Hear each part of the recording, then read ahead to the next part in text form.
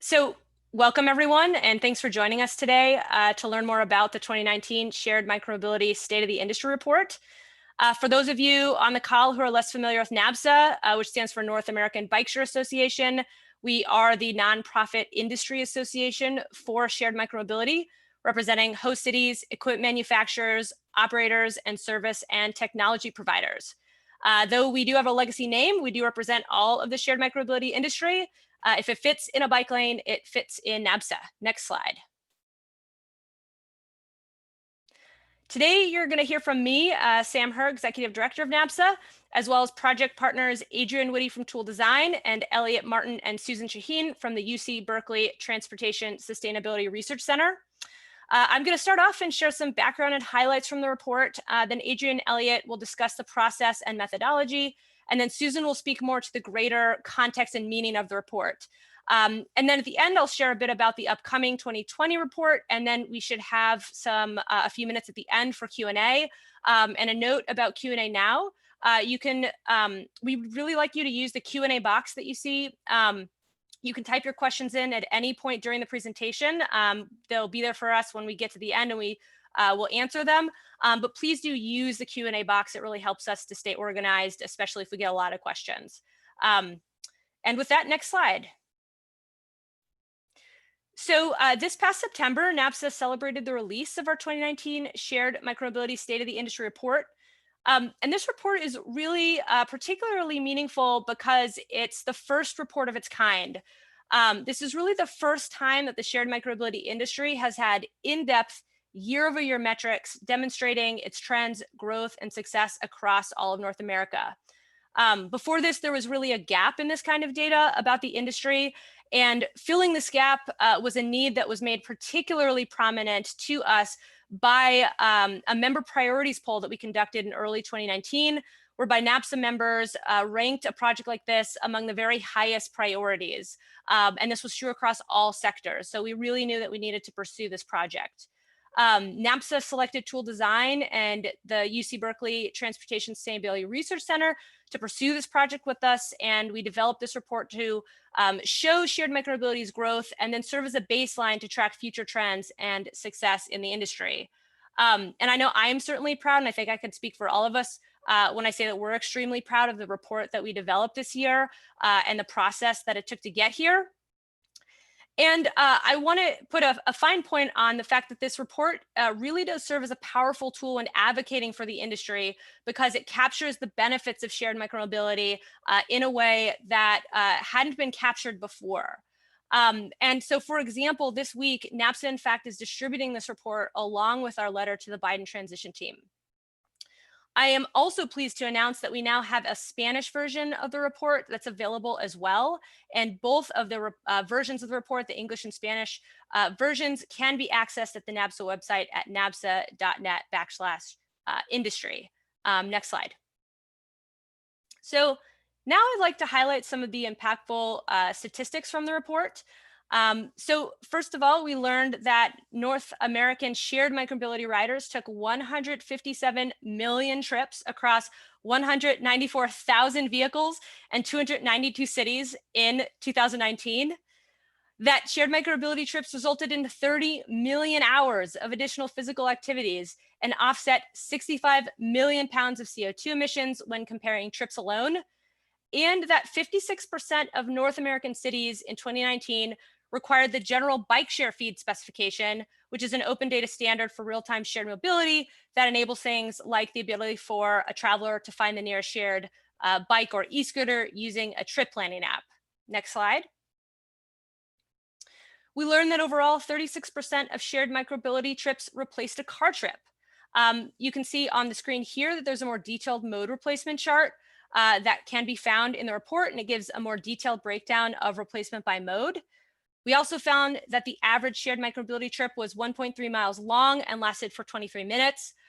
E-scooters had somewhat higher utilization than bikes, but bikes had longer trip distances and durations. And there's also more detailed charts about these differences in the full report as well. And we also found that when comparing system average utilization rates, shared e-bikes were used more intensively on a per vehicle day basis than traditional pedal bikes. Next slide, please. In 2019, 86% of shared micromobility systems offered discounted memberships for eligible residents. The average cost for these discounted annual memberships was $52, and this is 69% less than the average non-discounted annual membership price of $167. Next slide. And increasingly, transit agencies offer shared micromobility as part of their services, including cities as Austin, Dayton, Kansas City, Los Angeles, and Las Vegas. And we found that access to shared micromobility increases the number of jobs that people can access without a car within a 45-minute commute.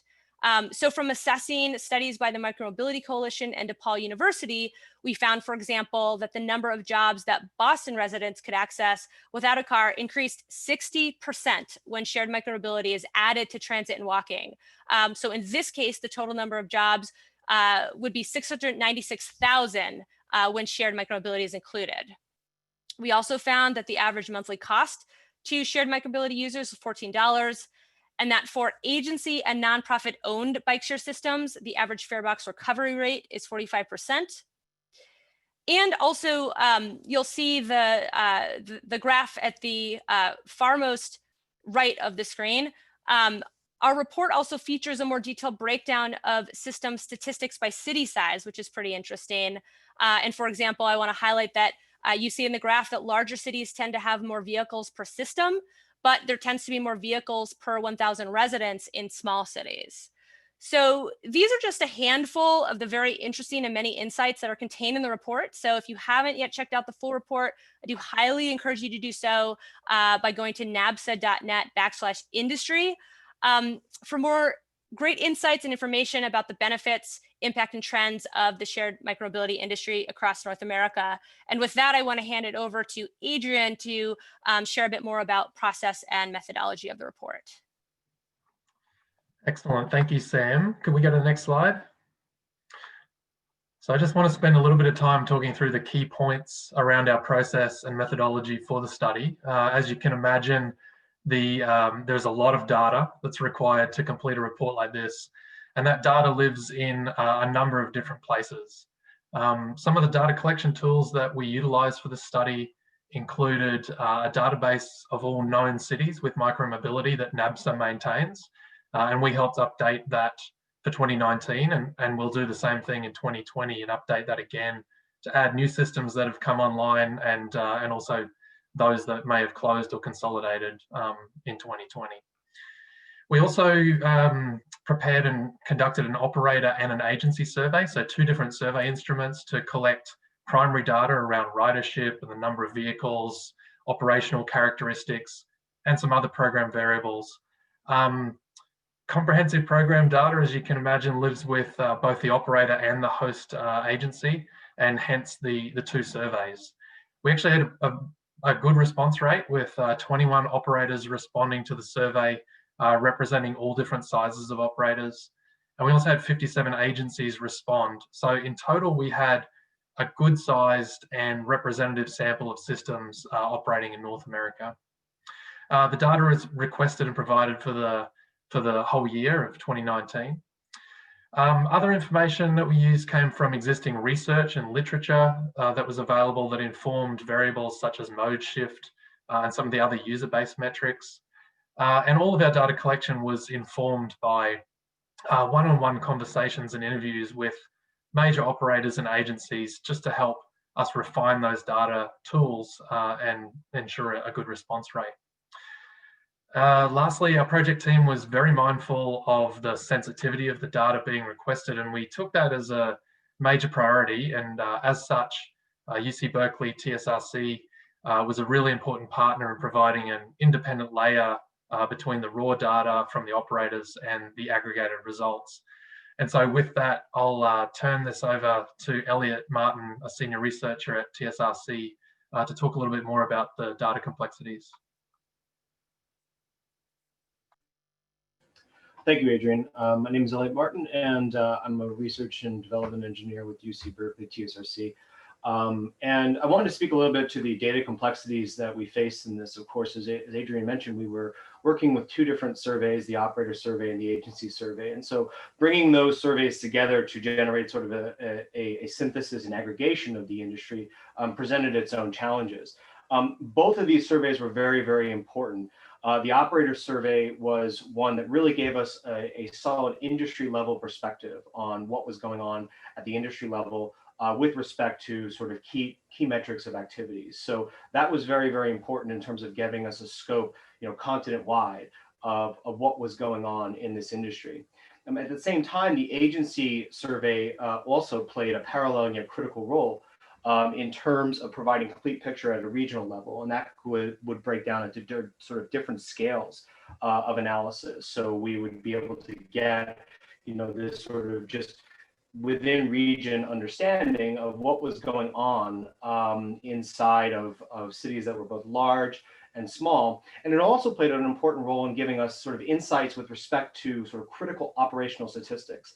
And that in and of itself was informative, just in terms of how the industry operates in terms of sort of trips per day, per vehicle and such, and other metrics. But it was also very critical for us to understand where certain metrics and where certain gaps might exist and how we can fill in those gaps using estimates and other procedures. So a lot of complexities in bringing these two surveys together in terms of a sort of a single unified analysis, but both of them played a very, very critical role. And taken together, we think it provides a very comprehensive picture of the industry performance during this year. We look forward to doing so in the future. So to give broader perspective on this, with that, I'd like to turn it over to Susan Shaheen, who can take it from here.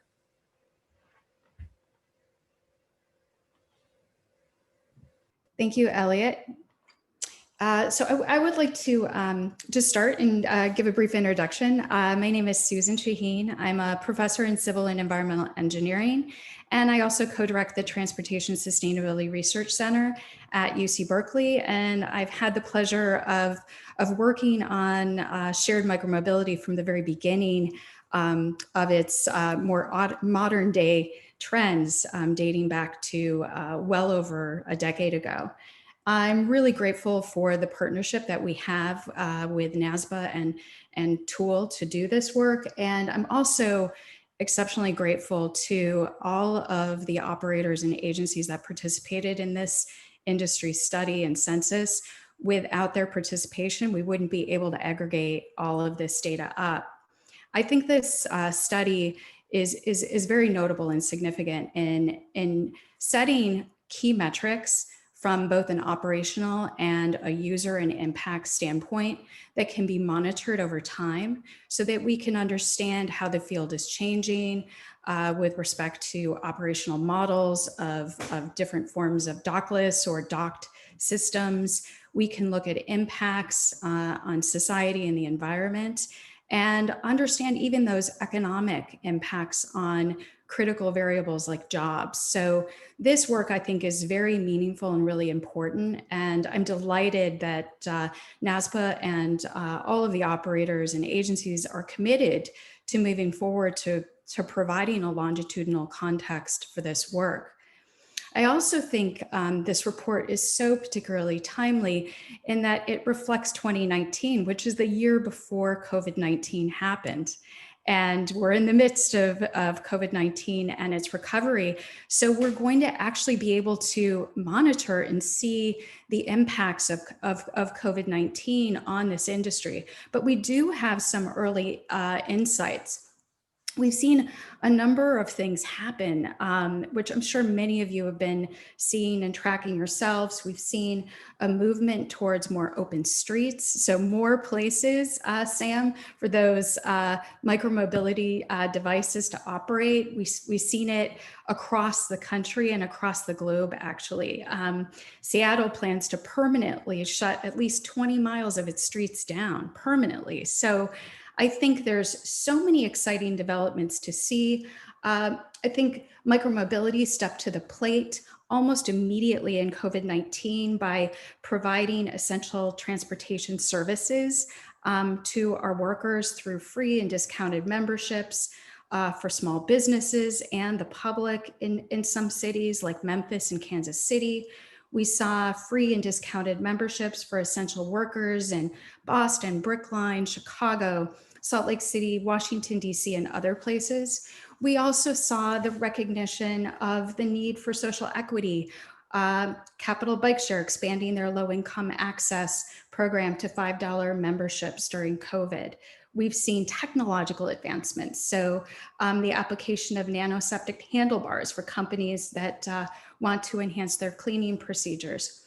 And we've also seen some changes in the data that suggest that COVID may be contributing to longer micromobility trips and enabling new use cases. So many exciting things. And what I'm really excited about, Sam, is the ability of the 2020 report, which I'm going to turn the webinar over to you to talk about, will be able to capture these changes over time.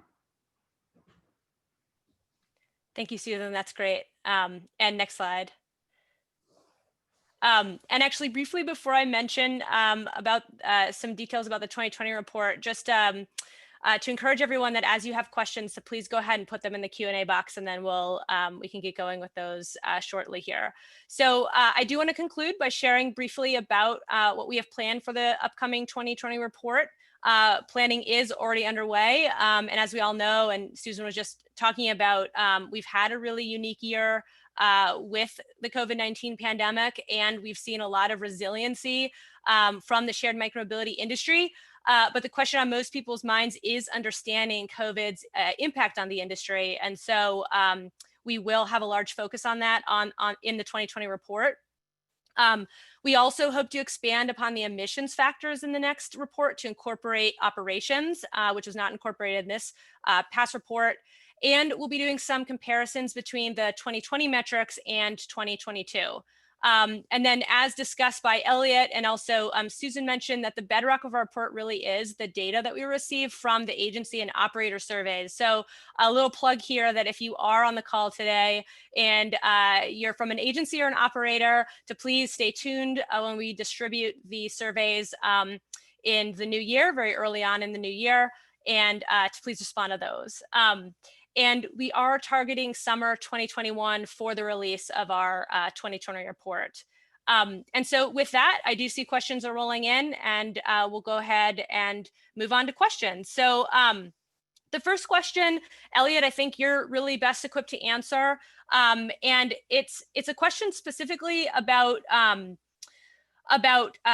any surveys, if there have been any surveys or review on payment passes offered by independent contractors. So, so the circumstances in which operators are sort of completely for profit and not sort of subsidized by a city or something like this. So I was thinking, would you be able to comment a little bit on the data that we used when we were looking at payments and things like this, and also the greater context as well, if you have some information on that? Sure. I mean, I can provide some context on the data that we collected. We collected information on sort of sort of equity programs and other sort of processes that was sort of the business models that were covered by the industry. So we have an understanding of sort of what those business models apply to. And sort of a general sense of the distribution. Now, with respect to specific payment processes, we did not necessarily go so deep into that realm with regards to sort of how people paid or the distribution of that. I think that that's an area that does require sort of additional exploration.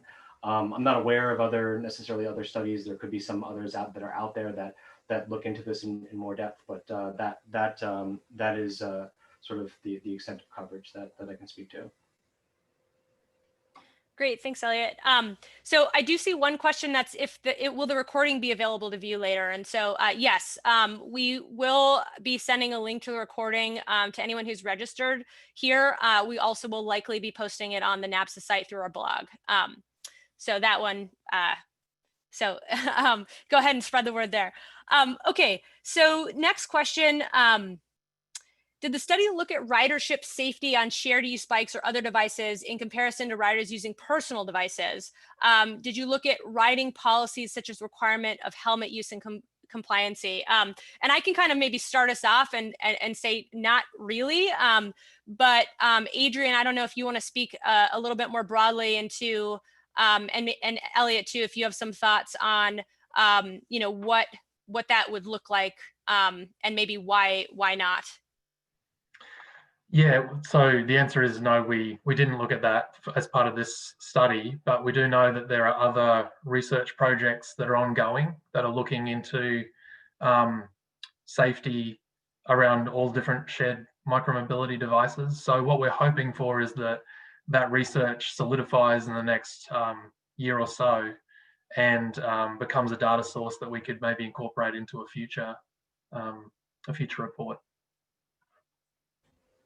Yeah, I can build on Adrian's comment there and speak a little bit about sort of, this is a area of very active research, and indeed our report did not go into depth on this, but it is an area that is being looked at by researchers really across the country on this. And part of it is sort of, defining the data standards, and then also the data collection of safety related incidents. That's something that is not necessarily baked into sort of existing data collection systems. It's classifications of incidents and such is also something that is, still varies from state to state. And so that's a process that, really requires not only the industry evaluation, but also sort of the public data sets to be able to adapt. And that's an area that is, again, something that's very active in the research community, but the adaptation of data systems with respect to measuring safety incidents, both, the very serious ones that are vehicle involved, as well as the ones that are more minor in terms of injury or impact.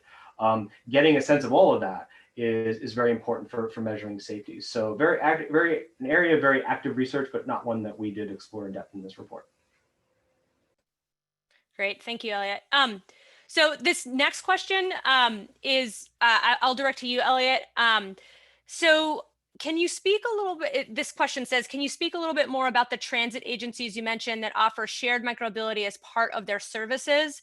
And then a subset question is, does this include integrated payments or reduced fare transfers between modes? And I'll just start off by saying the ones that we mentioned was a stronger relationship than just like an integrated payment. That would be kind of an interesting thing to look at. But Elliot, I'm wondering if you can speak a little bit more to the data set, maybe in the kind of like, we have that page of, shared micromobility as transportation and the sets that we were using when we were kind of looking at that.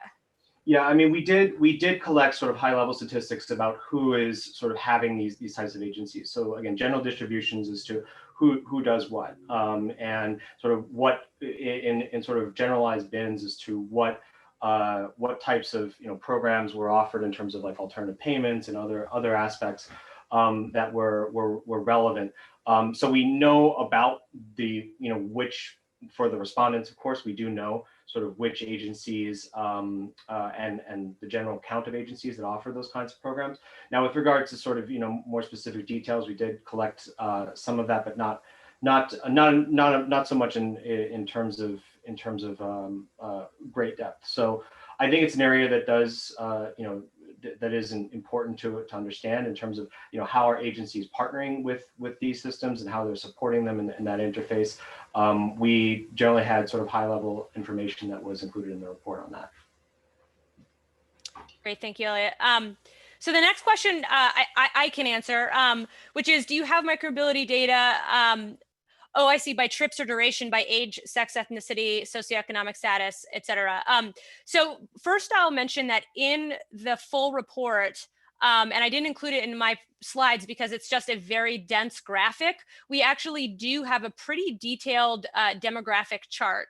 So I do, again, encourage folks to check out the full report.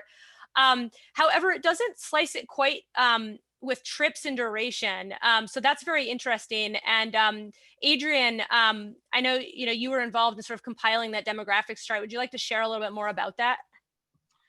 Yeah, the demographics chart that you're referring to looks at data, when data is aggregated, how it compares to the population demographics in those cities that data is from.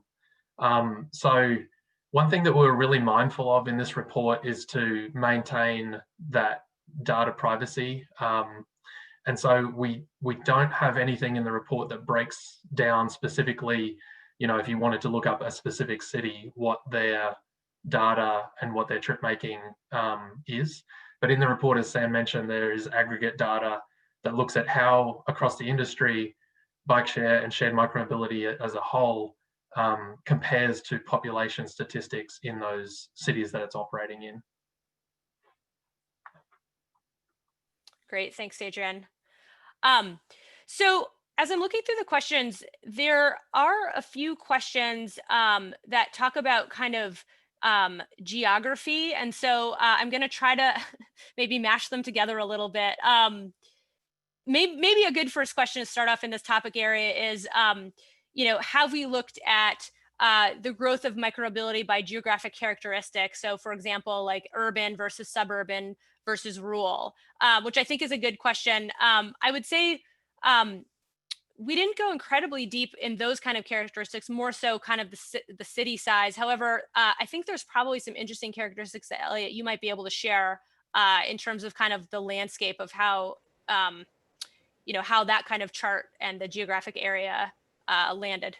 Yeah, and of course, thank you, Sam. I can speak a bit to that. So, with respect to the data and breaking it down by city size, of course, this is sort of the first time report. So, given that we were able to give a cross-sectional analysis of that, I think that as these as this research effort continues year by year, a longitudinal analysis and a longitudinal understanding as to how these different types of cities grow, and not only in terms of the count of the systems, but also in terms of how they evolve in terms of these key metrics, is something that can be better understood. And so I'd speak a bit to sort of how that that breakdown was done, and also a little bit about how some of the statistics are governed by sort of what we see in terms of the city size. So for example, when we look at when we measure things by jurisdictional boundary, we might get a different picture than if we measure things by sort of operational areas. Where we're including only the areas where these systems are sort of focused and operating. Bigger cities have just bigger, jurisdictional boundaries, and so that can sort of spread things out where we see larger populations that are technically part of these systems that are operating, but they aren't necessarily covered by the system itself. They're not in the service area, and so that distinction is an important distinction in terms of evaluating and developing measures across these different cities. But I think with respect to sort of how things grow over time, that's something that we hope to get a better understanding of in the future. This was really sort of a cross-sectional analysis to give us perspective on what we see within the data we collected this time. Great, I appreciate that. And so moving on with this kind of geography theme, there's a question here about first, with the expansion of micromobility systems in many of the cities that we mentioned, has the sizing of shared micromobility systems been evaluated? And then if so, any ideas around the right size of systems based on the density or geography of the service areas? And so I'll start by saying, in this report, we didn't sort of take what we learned and then create sort of recommendations out of it. We're more sort of capturing what is there. And you can see trends, which are interesting to look at. And I'm wondering, Susan, if you might have some comments on just this kind of idea, this musing in general. Yeah, I think this is a super interesting question that may require some degree of modeling in the future. This is something that we've been asked at the Transportation Sustainability Research Center about across almost every kind of shared mobility, if it's microtransit or transportation network companies or car sharing. And I think we have the ability with such a robust data set to start drilling down and applying specific modeling types of tools and techniques to better understand the sizing based on land use, built environment, and population size. For a long time in the field of bike sharing, raster GIS modeling has been used to help actually set up the systems. And I think those types of methods and modeling techniques could be employed again to help us with a more robust data set, right? So instead of trying to predict where those trips should occur and how the fleet should be sized accordingly, actually using the real data to help us understand trends in the field. Awesome, thank you. And we have another question about, do we have data in terms of trip duration by mode of transport substitution? So a little bit of layers here. So in other words, how long is a trip in micromobility that substitutes a car trip versus those that substitute a walk or public transport? And I think, Elliot, this is probably best answered by you, sort of diving into what made up our mode shift statistics. Yeah, it's a really great question, and I think it's a very important point about what is effectively a linkage, or to answer such questions. And it speaks also to the demographic question that was asked earlier about sort of, do we know trips by specific socio-demographic attributes. In general, for some data sets do give general information on this, but industry-wide in general, we don't have that kind of linkage by sort of specific individual attributes that are available inside of public data sets. And it wasn't because a lot of this analysis really was sort of aggregate trip level information. That sort of specificity wasn't applied. And also with respect to sort of, mode substitution, of course, mode substitution is really a survey respondent data point. We have to ask the individual to understand what they would have done in the absence of this. And this is a very, very common question that is asked in many surveys. And fortunately, I think that question, sort of what would you have done if you had not taken, XYZ mode, is becoming rather standardized. And that's a very, very useful thing because, first of all, it's an informative question, the mode substitution question, but also then we can really see sort of across, different and basically aggregate across different land use types, sort of that information, and sort of start to see patterns. Now, with respect to that sort of very specific question about sort of what this person would have done and how that correlates to trip length, that information, we don't have that information. That information requires sort of a tie to the last trip and the length of that last trip. And that is something that is not easily assembled. It is an achievable metric, but it's not one that we have in our data set. But something that requires that sort of cross-link across these data sets that I think is doable and should be better understood in the future. Thanks, Elliot. So I have a last question here. So for the audience, if you have any other questions, please pop them in now. This is currently the last question we've got, which is a really great one, shifting over to looking at our next report.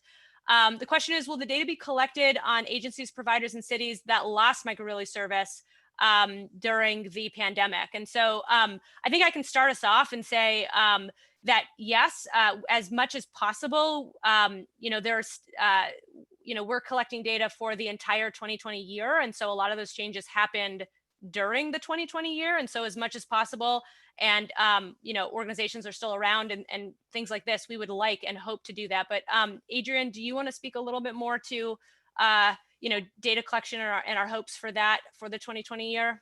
Yeah, I mean, just sort of building on what you just said, that's also part of the reason that we have these two surveys that run in parallel with the operators and the agencies, so that if, for example, an operator has left or gone out of business, or the data is not necessarily accessible, then there may be an avenue through the agency survey to look at historic information that they've received while the system was still operational to fill in that gap and obtain that information. So that's our hope.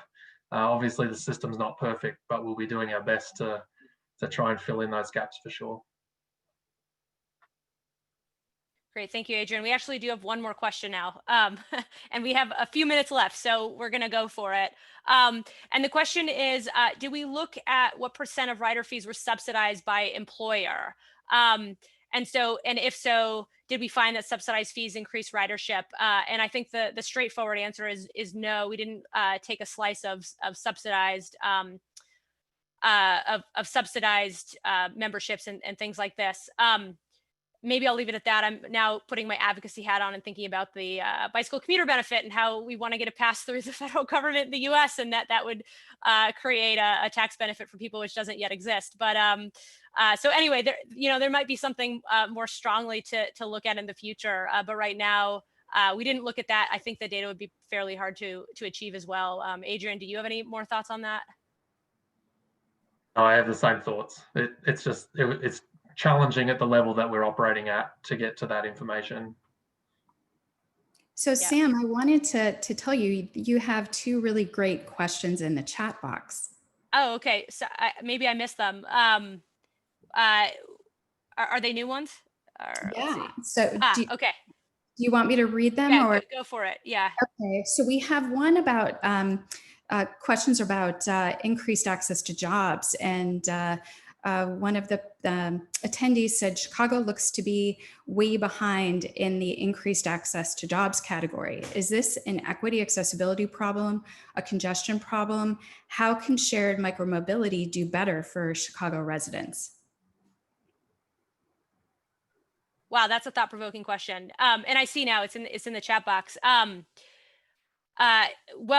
Susan, do you have any thoughts on this one?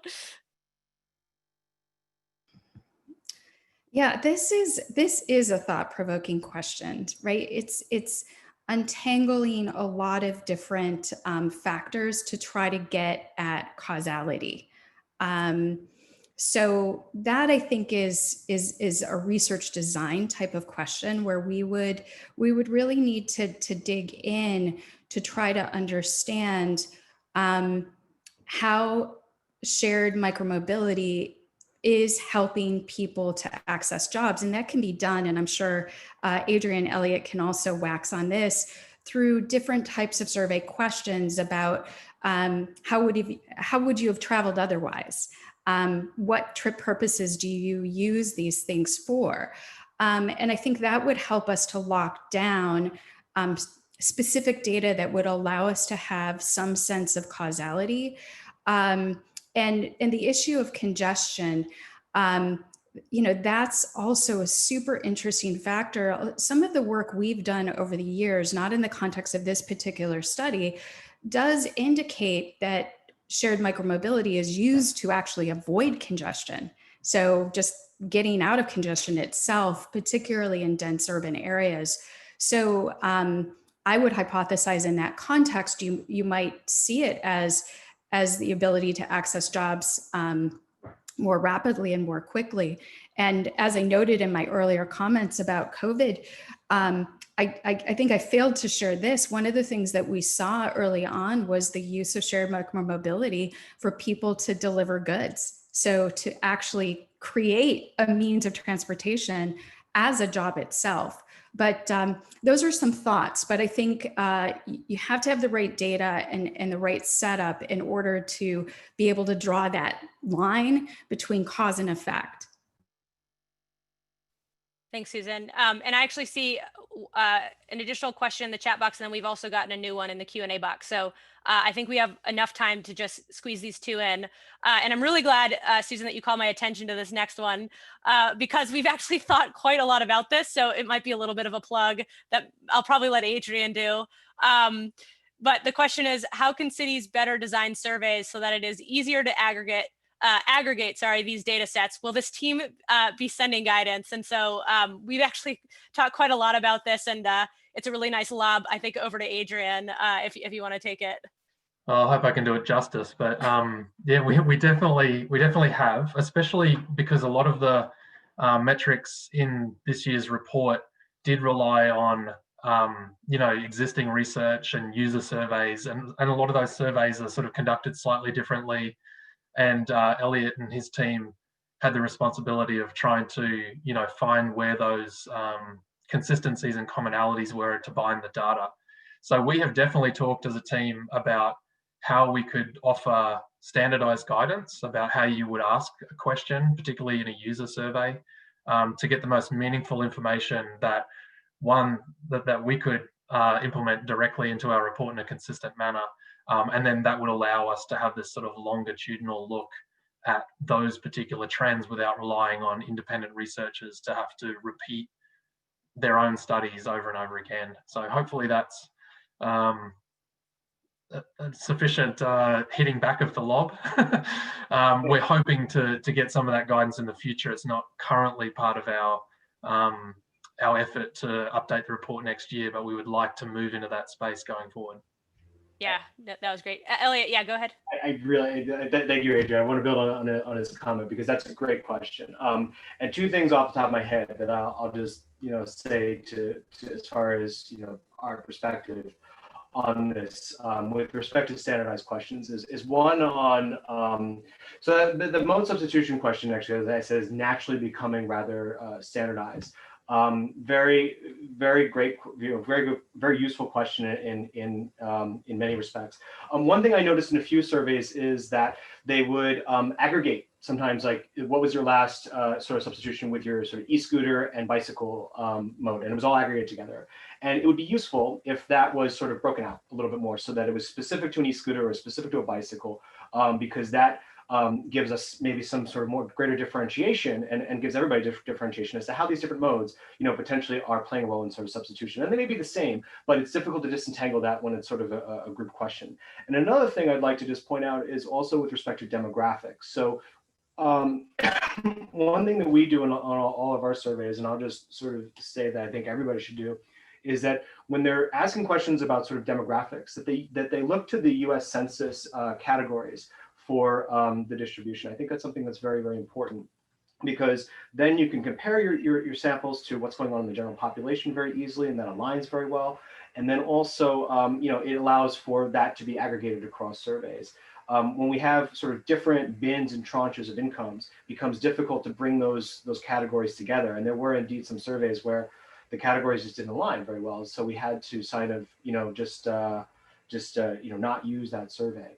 So the U.S. Census has a very good, or at least comprehensive and rather complete aggregation of categories. And so to anybody who's running a sort of municipal survey out there, I'd recommend, at least with respect to demographics, using those categories so that then it can be brought together with other surveys, and you can do a direct comparison with your population as well. Awesome. Thank you, Elliot. And so at this point, I am looking at the time, and I think that is a really great note to end on. So I just want to thank everyone for your fantastic questions. They're really, really excellent. It's been a really fun discussion, and really hope that everyone has gotten a lot out of this webinar. And also please stay tuned for the 2020, both the survey tools as they come, if you're an agency or an operator out there, and then also the report. So thank you very much, everyone, and have a great rest of your day.